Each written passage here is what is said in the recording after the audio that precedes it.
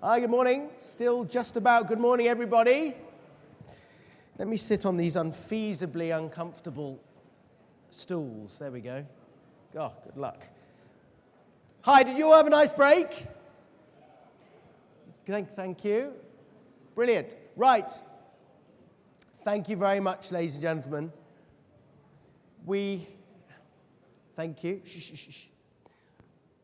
Okay, so we have half an hour to discuss one of the sort of most burning and interesting topics going on in international media right now, which is programmatic. And as I can see, as you're all filtering in, there's a lot of interest in the room to understand a little bit more about not only the techniques and issues, but also the future of this new and potent part of our business. So as you come in, please sit down quickly as possible. We've got some fantastically knowledgeable and influential panelists to just talk through some of the issues. And like earlier, I'd really like you to ask the questions. I'm going to try and keep mine to a minimum, and we'll try and devote at least half of the time to questions from the floor. So we have our microphone man, I hope, primed and ready from the back. Good. And let's begin. So let's call our panelists up onto the stage. As we do in good old-fashioned game show tradition, I'd like you to sustain some applause. A little bit of a show. Who have we got first? Daryl Lee, ladies and gentlemen, CEO of Universal McCann.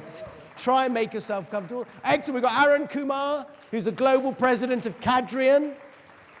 Seth, Rogin, the chief revenue officer of Mashable.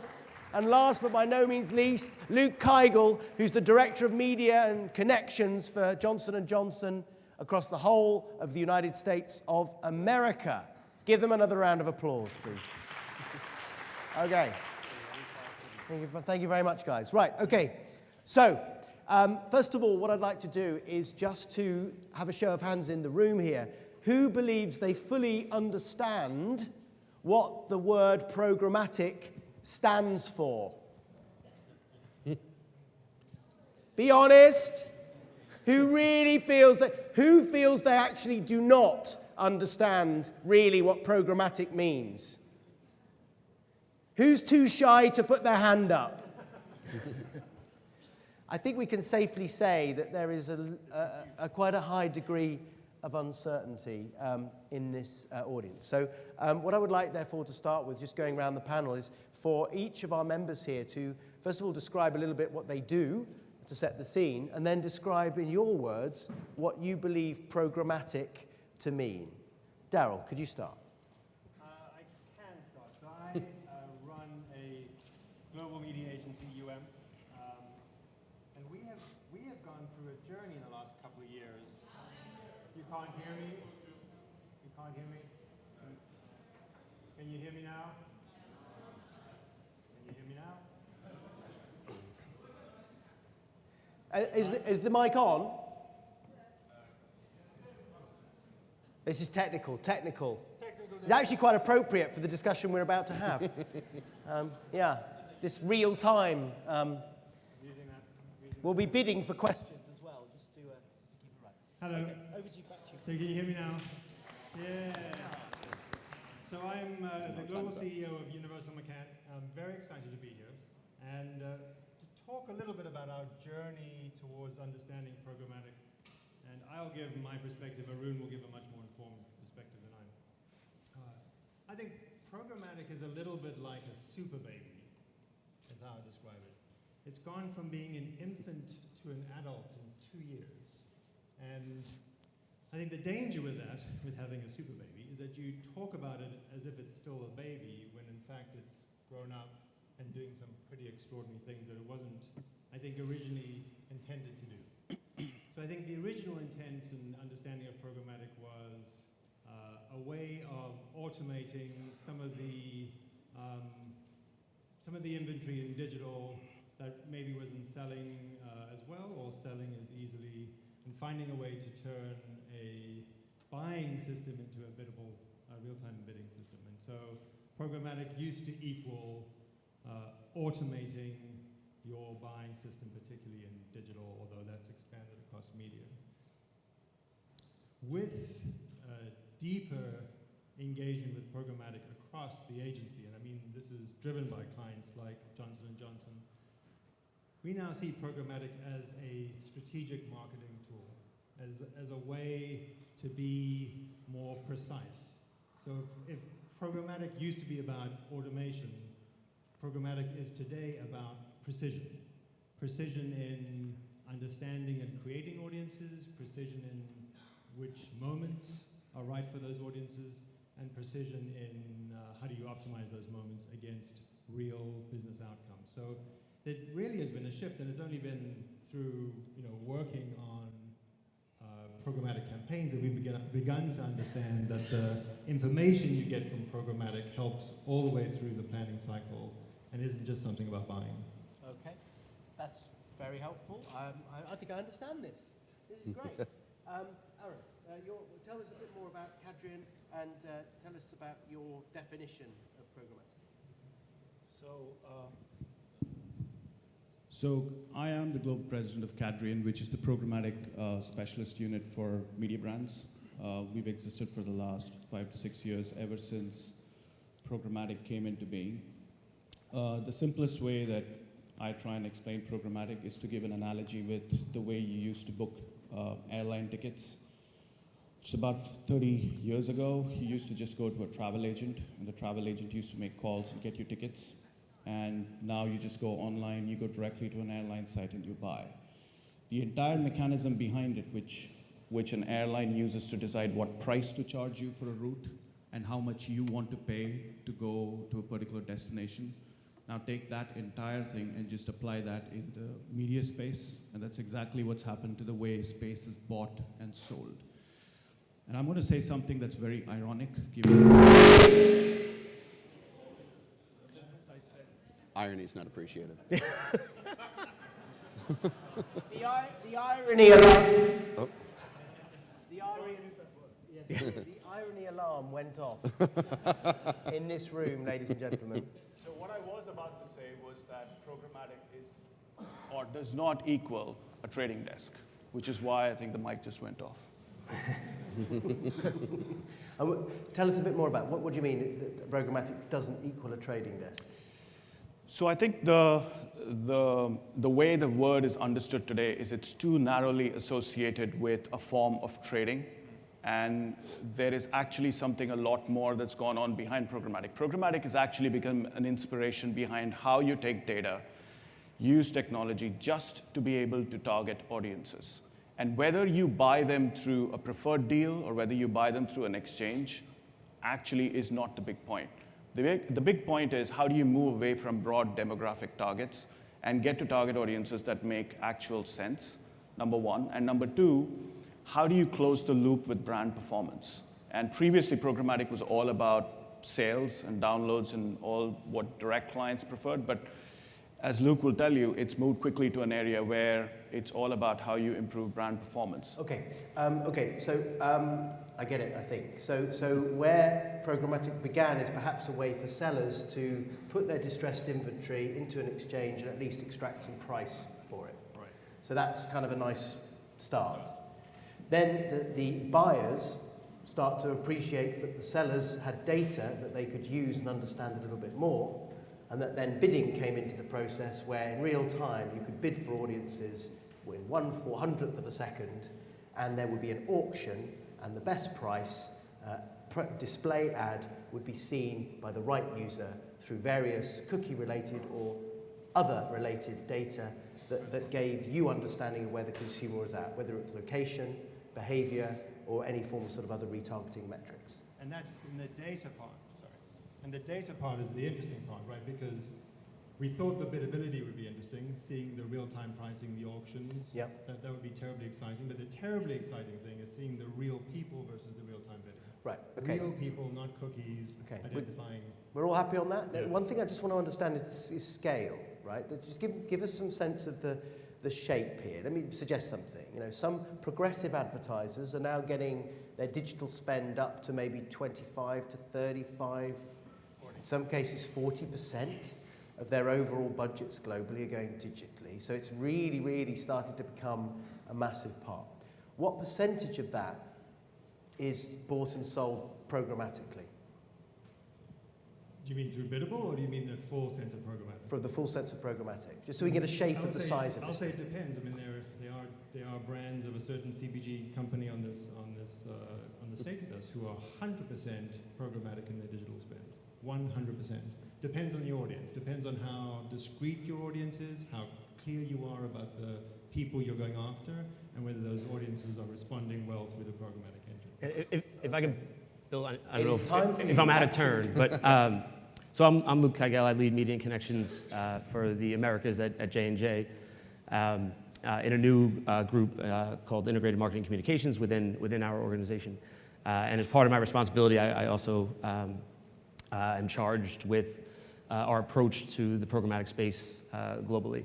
And so in part, my answer to that question is that if you understand programmatic a little bit to Arun's point of beyond a method of buying and selling, and you understand programmatic as, in many ways, the future of how a sophisticated marketer will understand how to leverage data, both their own and external data, to be able to understand their consumer, derive insights that will inform not just your media channels, but also your content strategy, and then be able to target with precision, optimize for performance, and measure, then you could argue a lot more of what you do is quote unquote programmatic relative to things that get funneled through a historically understood programmatic buying model. You may put social media listening into that as well, perhaps. It's part of the intelligence. Right, all part of it. So it's real-time understanding and real-time action. Right, which is one of the challenges with buzzwords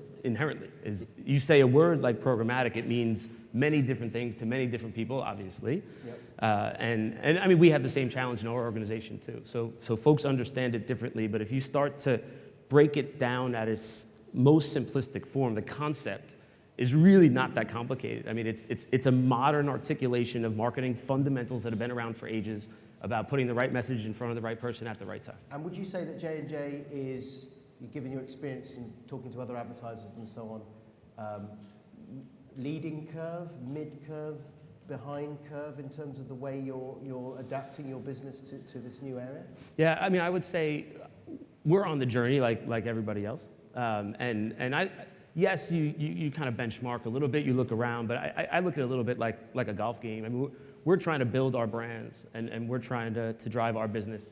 So we're a lot more focused on what we're doing. I mean, I would say based on conversations and work that we've done with the A&A and the relationship that we have with our agency, you know, I feel like we're on the leading edge. Certainly in terms of our ability to articulate performance. So one of the big challenges with programmatic is how you define performance. And if you're a direct response company, it's fairly, I wouldn't say easy, but it's a little more cut and dry how you would measure that performance. For a CPG, it's a little bit trickier, and we've developed mechanisms to be able to understand the impact on our brand equity, on our brand health, and ultimately on our sales. And just throw one quick example. We did execute a closed loop study on one of our brands, and just for context, the programmatic tactics delivered 2x ROI compared to other digital tactics that we were executing. And that's just one example. It's the beginning of a journey, but our goal is to really drive the understanding of the value of precision targeting and quote unquote programmatic at driving business. And that 2x performance, was that, do you account for that because you were able to identify your audiences better? So was it effectively better targeting, or was it better timing? I would say it's both.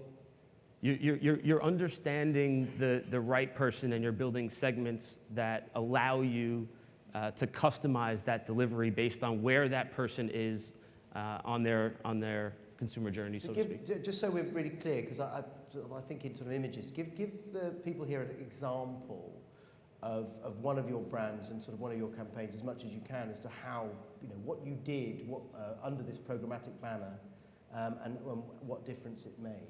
Yeah. So One of our brands, folks are probably familiar with Rogin. So Rogin in the U.S. I has... have no idea what Rogin is at all, by the way. How are these lights? Are they quite high? I feel you. I feel you. Yeah, it's a Rogin has anyway. Rogin has high awareness, but had a challenge with consideration, and we were able to leverage, without going too detailed into the secret sauce, we were able to leverage our insights from our DMP to actually drive our content strategy that we executed. And it led to a program called Grow Your Game, which actually won an Effie, which is very exciting. And so through the DMP, we were deriving insights that allowed, that informed our actual content development.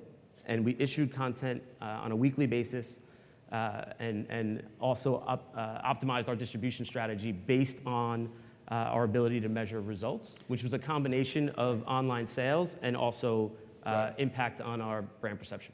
Everyone knows what a DMP is, presumably. Yes. Sorry, I apologise for insulting your intelligence. What data went into your DMP? Out of interest, what were you looking for?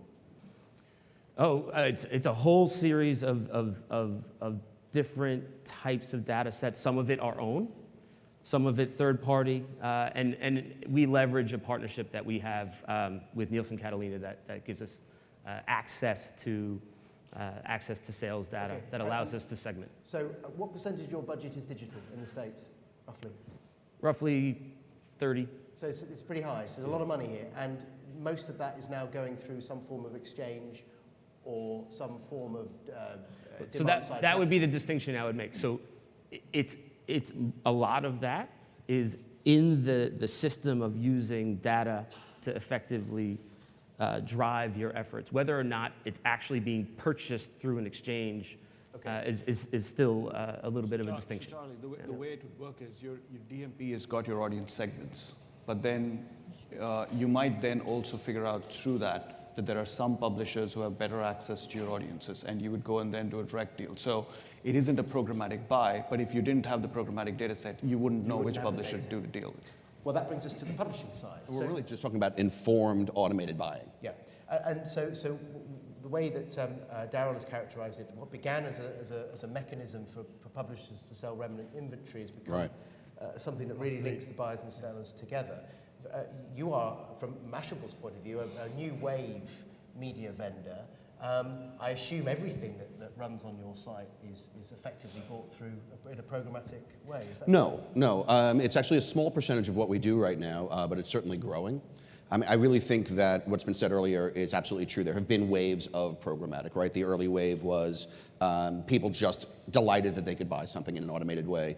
And then in 2008, I think a version of PTSD happened, publishers that suffered disorder, right? You had this sense of publishers who were absolutely desperate to make a dollar, they were publicly accountable, and there was this downward spiral. And to Arun's point, which I think is really the key of the way automated buying is working right now, it's not just about being informed, which I think is huge, it's also about understanding the value of the environment that you're buying in. And so the travel analogy is perfect. Where I think the industry went wrong and is now sort of self-correcting is in that originally we thought that, like, when I buy on Expedia right now, I know that buying at a motel is different than buying at the Four Seasons. I know that I'm going to have a better experience when I buy at the Four Seasons, and therefore I'm going to spend a little bit more to do that. And somehow, I think early on, when it was just audience and it was just eyeballs, we thought all pillows were the same. And the truth is they're not. And in some ways, that's breaking faith with our brands.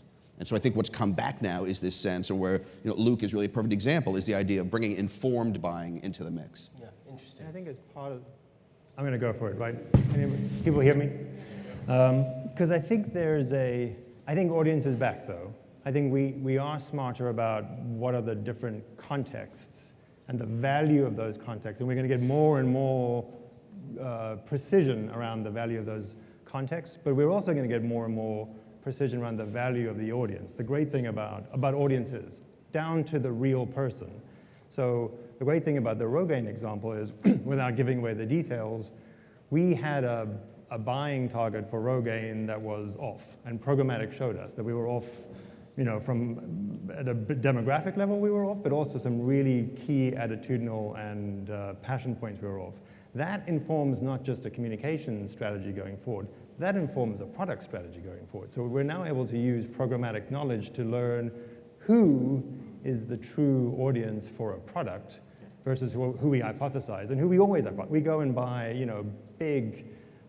big deals on television against buying demographics that are extremely blunt instruments. What programmatic does is add the precision to the audience as it does to the context. Obviously, the States this week, there's some of the upfronts are taking place. Yeah. Still, what, $40, $50 billion of ad spend is still done. So you have this sort of rather elephantine old model going on in the week that we're having this discussion about programmatic.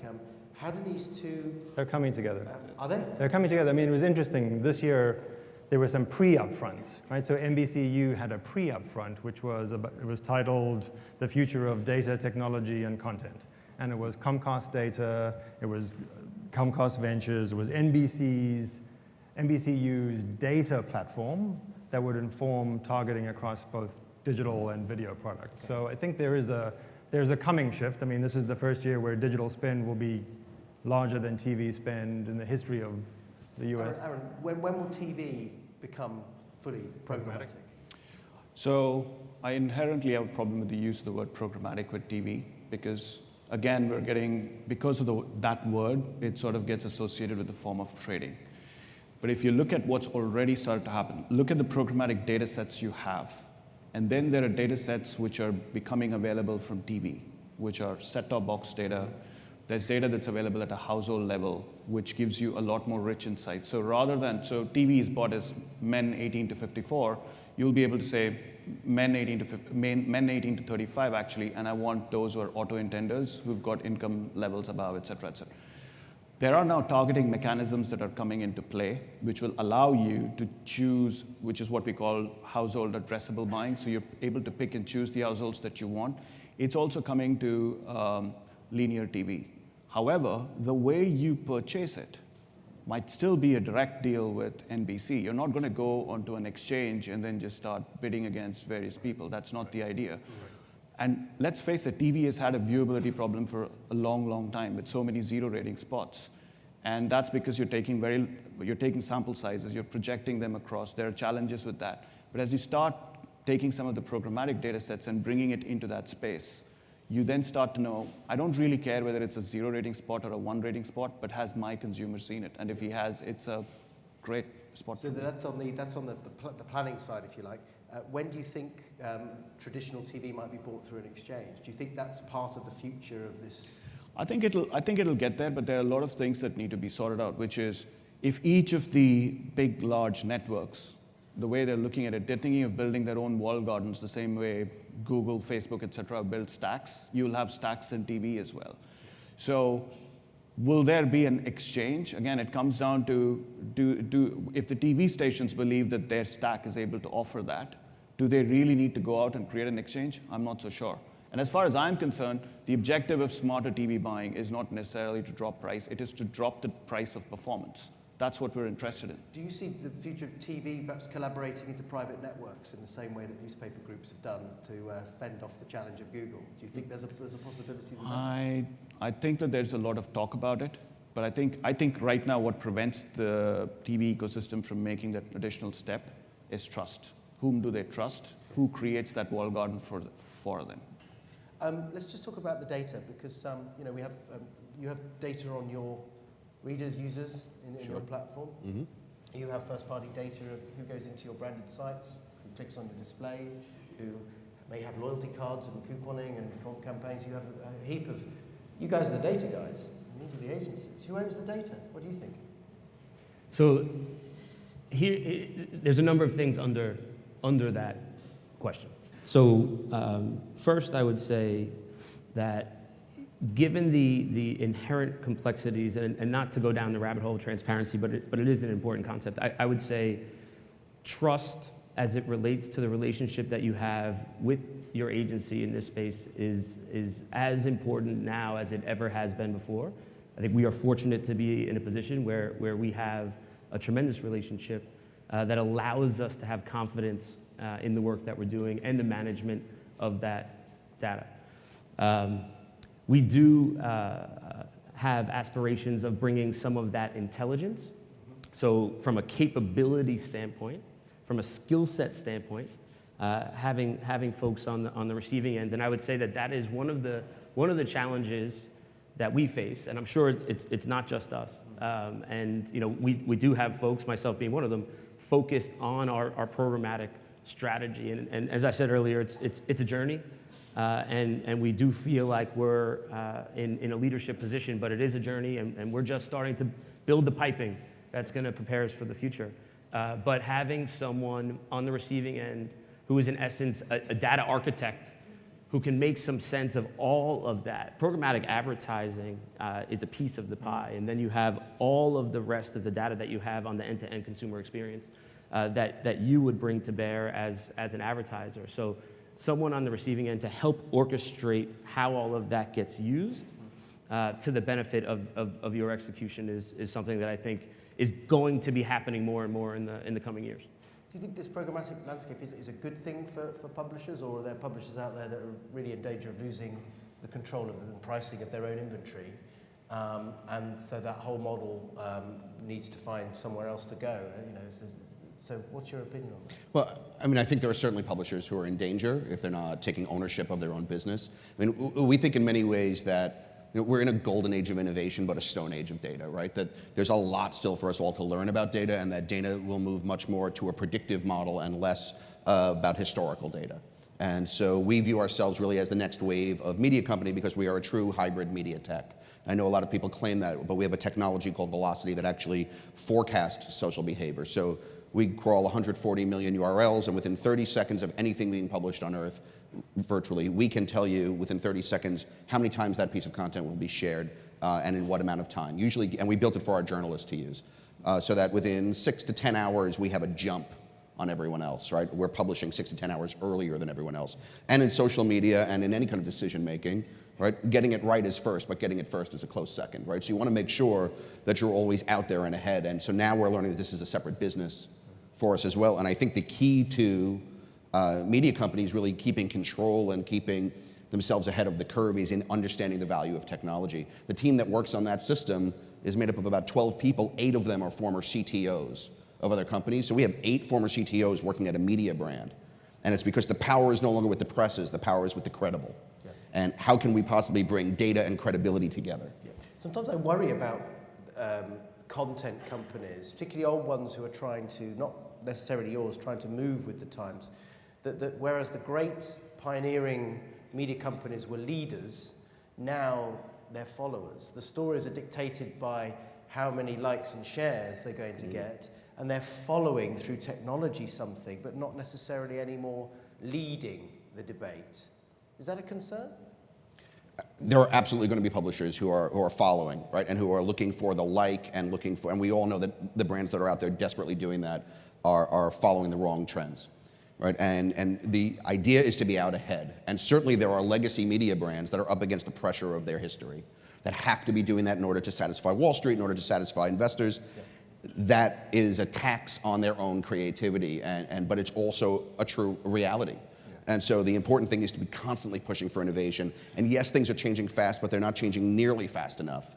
And it's the brands that are looking to preserve that legacy and rest on that will die. I mean, the flip side is programmatic gives sort of like a Viagra to creativity, right? It's this whole new set of possibilities you can create to create more intimate, more personal, more relevant storytelling. So yes, there's the phenomenon of the social hit and following the viral hit and stuff. There's also the phenomenon of creating, 900 different stories for a brand and serving them up in the right moment to the right person who actually wants that particular and being able to test in real time to see what works best. I mean, that's quite a fascinating, interesting area. So, and not testing one ad, this for 10 people. This has a whole profound impact on the research parts of the business, both in the pre-testing and in the post-research world. Attribution potentially it's a killer app. It could disintermediate the whole of the research world. Do you see something like that happening? Yeah. So the impact that it has is especially on planning.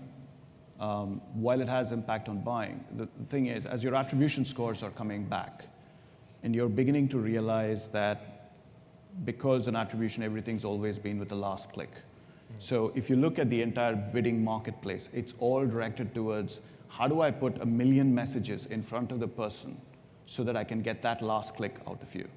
And when you change that metric and you say it's not the last click that matters, but I want to understand the entire path of influence towards a buy, that actually changes the allocations of budget across channels. And it should be real time. And it is getting there. It's not there yet, because what you do is you tend to do deals with folks, and then you lock them in. Yeah. And then you find out that actually the path of influence is slightly different. But there are still too many attribution companies going for last click. Yes. Right? There's been significant move forward on that. The challenge has been, especially in the brand space, because attribution works really well in the performance space. But even in the brand space now, as Luke will tell you, especially with closed loop measurement, you can get to the point where you're able to sort of make sense of what the value of each impression is. The other impact, if I can share it quick, the other impact is at some point there will need to be a seismic shift in actual workflow.